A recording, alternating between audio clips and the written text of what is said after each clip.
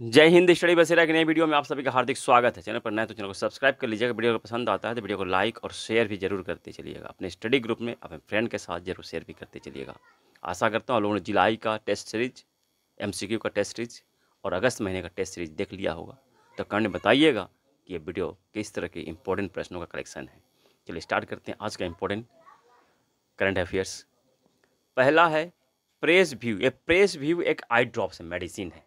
ये press view जिसे कि DCGI ने मंजूरी दे दी है। प्रोसीबियोपिया से पीड़ित व्यक्ति इस आई ड्रॉप का इस्तेमाल करके अपनी चश्मे से मुक्त हो सकते हैं, चश्मे से छुटकारा पा सकते हैं। ऐसा दावा है कंपनी का, ऐसा दावा कर रही है ये आई ड्रॉप्स को, प्रेस व्यू मेडिसिन को, आई ड्रॉप्स को बनाने वाली कंपनी ऐसा दावा कर रही है कि इस ड्रॉप्स का इस्तेमाल करके जो व्यक्ति चश्मा पहनते हैं, जो प्रोसीबियोपिया बीमारी से पीड़ित हैं, अगर इस आई ड्रॉप्स का इस्तेमाल करेंगे तो वो उनकी जो चश्मा जो पहनते हैं वो छूट जाएगा। भारत में यह पहली बार ऐसा दवा बनी है। पहली बार यह दवा इसलिए ये इम्पोर्टेंट बन जाता है। प्रोसीबियोपिया क्या होता है कि उम्र बढ़ने के साथ नज़दीक की चीज़ें कम दिखने लगती या फिर धुंधली दिखती हैं। इसे ही कहा जाता है प्रोसीबिया जो बीमारी है। यह अप्रॉक्स 40 वर्ष की उम्र के बाद यह बीमारी आती है, जो कि नज़दीक की वस्तुएं कम दिखने लगती है या फिर धुंधली दिखने लगती है। ये जो आई ड्रॉप्स बना है इसमें जो इंग्रेडिएंट इस्तेमाल हुआ है तो ये पिलोकार्पिन का इस्तेमाल किया गया है। कंपनी द्वारा इसकी बताई गई है, पिलोकार्पिन का इस्तेमाल किया गया है। और यह पिलोकार्पिन आँख की प्यूपिल और मसल को कंट्रोल करती है। यह पिलोकार्पिन जो इंग्रेडिएंट मेडिसिन है तो यह आँख की प्यूपिल और मसल्स को कंट्रोल करती है। इस दवा को बनाने के लिए एडवांस डायनामिक बफर टेक्नोलॉजी का इस्तेमाल किया गया है।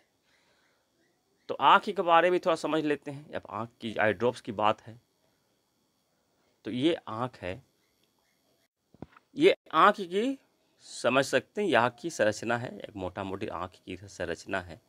इसे थोड़ा मैं और थोड़ा सा डिजाइन दे देता हूँ। ये आँख की रचना है, समझ लीजिए, छोटी सी, ठीक है। तो ये आँख की रचना है। तो इसमें हम देख लीजिए, ये जो बीच में है, ये जो बीच में देख रहे हैं ब्लैक डॉट इसे ही प्यूपिल कहते हैं, जो कि सभी की आंखों में ये ब्लैक कलर का ही होता है। ये ब्लैक डॉट देखने सभी की आंखों में प्यूपिल जो है ब्लैक ही होता है। आइरिस जो है, आइरिस मैं दिखाता हूँ। आइरिस, ये जो आइरिस मैंने ब्लू लाइन दिया है, ये सब ब्लू लाइन, तो इसे आइरिस कहते हैं। ये जो भाग है, ये ब्लू लाइन जो मैंने डॉट किया है, ब्लैक डॉट के चारों तरफ जो है, इसे आइरिस कहते हैं। इसी आइरिस से आँख की कलर का डिसाइड किया होता है। ये आइरिस जो है 3 कलर का होता है। कौन कौन सा कलर? ब्लैक, ब्राउन और ब्लू, 3 कलर का होता है। तो इसी से आँख का जो कलर कहा जाता है कि उसके आँख का कलर क्या है, तो इसी आइरिस से ही इंडिकेशन होता है। और ये बड़ा सा भाग है, ये जो बड़ा सा भाग है, ये तो वाइट पार्ट है, सभी की आंखों में वाइट पार्ट ही होता है, ये वाइट रहता है, ये वाइट पार्ट है। तो ये जो आइरिस का कलर 3 कलर का होता है, ब्लैक, ब्राउन और ब्लू, ये ध्यान रखिएगा। शेख खालिद बिन जायद अल नहयान, ये कौन है? तो अबू धाबी के क्राउन प्रिंस हैं। अबू धाबी के क्राउन प्रिंस है। इनका दौरा अभी भारतीय दौरा पर ये आए थे, अभी भारतीय दौरा पर ये आए थे क्राउन प्रिंस अबू धाबी जो कि UAE की कैपिटल है, यूनाइटेड अरब अमीरात की कैपिटल है। इनके आने के बाद जो समझौते हुए भारत और अबू धाबी के बीच जो समझौते हुए हैं उनके बारे थोड़ा बात कर लेते हैं, जो हस्ताक्षर समझौते हुए हैं। पहला जो हुआ है, nuclear power corporation of India limited और अमीरात न्यूक्लियर एनर्जी कॉरपोरेशन के बीच परमाणु सहयोग समझौते पर हस्ताक्षर हुए हैं। दूसरा है LNG आपूर्ति के लिए अबू धाबी ऑयल कंपनी और इंडियन ऑयल कॉरपोरेशन लिमिटेड के बीच भी समझौता हुआ है। और गुजरात में एक फूड पार्क को विकसित करने के लिए गुजरात सरकार और Abu Dhabi development holding company के बीच में समझौता हुआ है। UAE की कंपनी मैंने बता दिया, अबू धाबी, UAE की कैपिटल अबू धाबी है। UAE जो है 7 एमिराट्स को मिलकर बना है, इसलिए इसे कहा जाता है यूनाइटेड अरब अमीरात। 7 अमीरात मतलब 7 स्टेट समझ लीजिए, या 7 स्टेट समझ लीजिए, जिसमें कि पहला है अबू धाबी, दूसरा है दुबई, शारजा तीसरा, अंजमान चौथा, अल कुवैन पांचवा है, रस अल खैमा छठा है, और फुजैरा ये 7 है। ये 7 मिलकर ये क्राउन स्टेट है। ये मिलकर यूएई बनाते हैं। ये यू अबू धाबी यानी कि यूएई जो है I2U2 का भी मेंबर है। तो ITU2 का मतलब क्या होता है? तो I2 मतलब इंडिया और इजराइल, I2 का मतलब हो गया, U2 का मतलब हो गया यूएई और USA.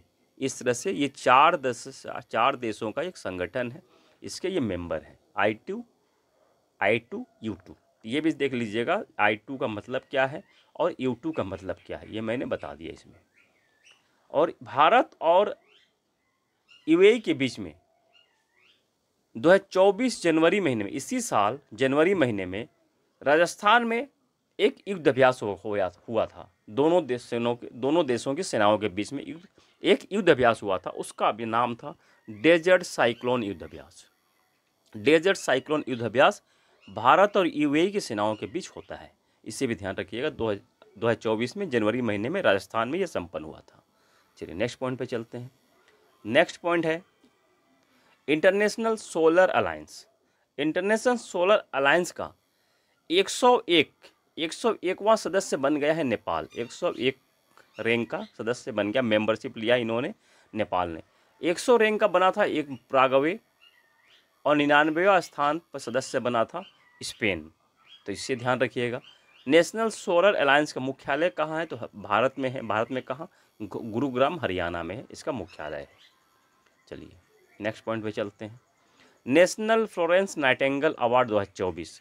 National Florence Nightingale award 2024 का वितरण राष्ट्रपति द्रौपदी मुर्मू जी द्वारा किया गया है। इस पुरस्कार की शुरुआत 1973 में स्वास्थ्य विभाग द्वारा किया गया था। स्वास्थ्य मंत्रालय द्वारा इसकी शुरुआत 1973 में की गई थी।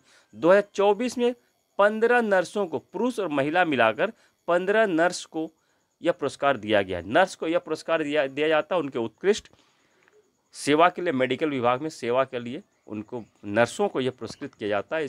यह पुरस्कार को दिया जाता है प्रत्येक वर्ष। 12 मई को नाइटिंगेल फ्लोरेंस का जन्मदिन है। इसी दिन 12 मई को हम लोग अंतर्राष्ट्रीय नर्स दिवस भी मनाते हैं।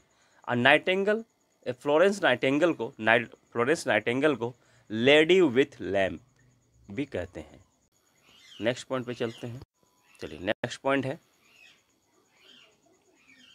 United Nations general assembly. United Nations general assembly का 79th सत्र सेशन की जो महासभा का आयोजन किया जाएगा, इसकी अध्यक्षता करेंगे फिलोमेन यांग। फिलोमेन यांग कैमरून के पूर्व प्रधानमंत्री हैं। कैमरून के पूर्व प्रधानमंत्री हैं फिलोमेन यांग, ये अध्यक्षता करेंगे। 79th जो सेशन होगा इसका। यूनाइटेड नेशन जनरल असेंबली जो है, यूनाइटेड नेशन के जो 6 प्रमुख अंग है उनमें से ही एक है। जो 6 प्रमुख अंग है मैंने यहाँ लिख दिया है, सभी का लिस्ट मैंने यहाँ दे दिया है। चलिए पहला है जनरल असेंबली, यानी जिसे हिंदी में महासभा कहते हैं। दूसरा है द सिक्योरिटी काउंसिल, जिसे कि सुरक्षा परिषद कहते हैं हिंदी में। तीसरा है इकोनॉमिक एंड सोशल काउंसिल, जिसे हिंदी में आर्थिक एवं सामाजिक परिषद कहते हैं। फोर्थ है the international court of justice, यानी कि अंतर्राष्ट्रीय न्यायालय। पांचवा है यूनाइटेड नेशन सेक्रेटरीट, यानी कि सचिवालय। और लास्ट है ट्रस्टीशिप काउंसिल, यानी कि न्यास परिषद इसे हिंदी में कहते हैं। तो यूनाइटेड जनरल असेंबली की अध्यक्ष बनने वाली पहली महिला कौन है? पहली महिला है विजया लक्ष्मी पंडित, जो कि भारत के पहले प्रधानमंत्री पंडित जवाहरलाल नेहरू की बहन है। विजया लक्ष्मी पंडित ये 1953 में इन्होंने जो 62 62 रैंक का जो सेशन आयोजित किया गया था, जनरल असेंबली का सम्मेलन हुआ था 1953 में, इन्होंने अध्यक्षता की थी, अध्यक्ष बनी थी विजय लक्ष्मी पंडित। तो पहली अध्यक्ष महिला अध्यक्ष हैं विजय लक्ष्मी पंडित, तो इसे ध्यान रखिएगा। 2024 79 रैंक का जो होगा असेंबली का सम्मेलन जो होगा, उसके अध्यक्ष फिलोमोन यांग कैमरून के पूर्व प्रधानमंत्री करेंगे। चलिए, कंप्लीट जानकारी थी। चलिए नेक्स्ट पॉइंट पे चलते हैं। ओशियन नौसैनिक अभ्यास, ओशन नौसैनिक अभ्यास यह रूस का सबसे बड़ा मिलिट्री एक्सरसाइज है, सबसे बड़ा मिलिट्री एक्सरसाइज है।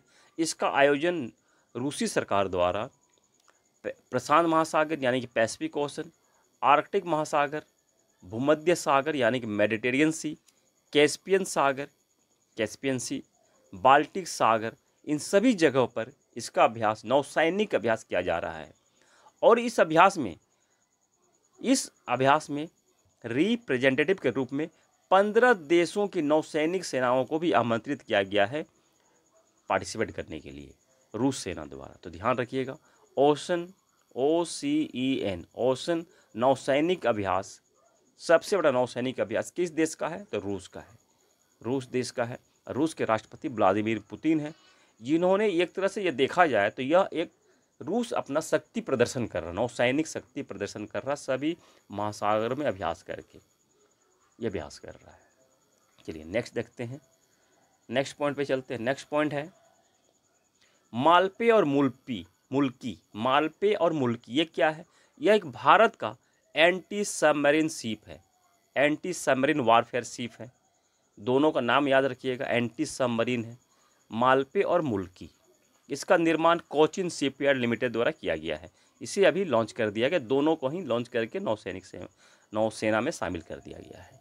चलिए नेक्स्ट पॉइंट पे चलते हैं। नेक्स्ट पॉइंट है ग्रेट थिंक टैंक। जिस तरह से नीति आयोग है NITI, नीति आयोग केंद्रीय आयोग का थिंक टैंक है, उसी के अनुसार, उसी की तरह से बनाया गया है ग्रेट थिंक टैंक। किस सरकार द्वारा, किस स्टेट द्वारा? तो गुजरात स्टेट ट्रांसफॉर्मेशन इंस्टीट्यूट इसका फुल फॉर्म बनता है। ग्रेट का full form Gujarat state transformation institute है। यह थिंक टैंक गुजरात के थिंक टैंक के लिए काम करेगा। गुजरात के विकास में किस तरह से इसको विकसित किया जाए, कौन कौन सी योजनाएं लागू कर सकते हैं हम लोग गुजरात में, यह थिंक टैंक काम करेगा। जिस तरह से नीति आयोग काम करता है, उस तरह से यह ग्रिड काम करेगा गुजरात स्टेट के लिए। तो नीति आयोग के अध्यक्ष कौन होते हैं? प्रधानमंत्री होते हैं, जो भी प्रधानमंत्री होते हैं उस समय, तो नीति आयोग के अध्यक्ष होते हैं। उसी तरह से ग्रिड के भी अध्यक्ष गुजरात के CM होंगे, जो कि वर्तमान में भूपेंद्र पटेल हैं। तो गुजरात के CM होंगे भूपेंद्र पटेल। आज के लिए इतना ही, मिलते हैं फिर नए वीडियो में। आप सभी सफलता की मंगल कामना के साथ मिलते हैं फिर नए वीडियो में। तब तक जय हिंद, स्वस्थ रहे, मस्त रहे, धन्यवाद, जय हिंद।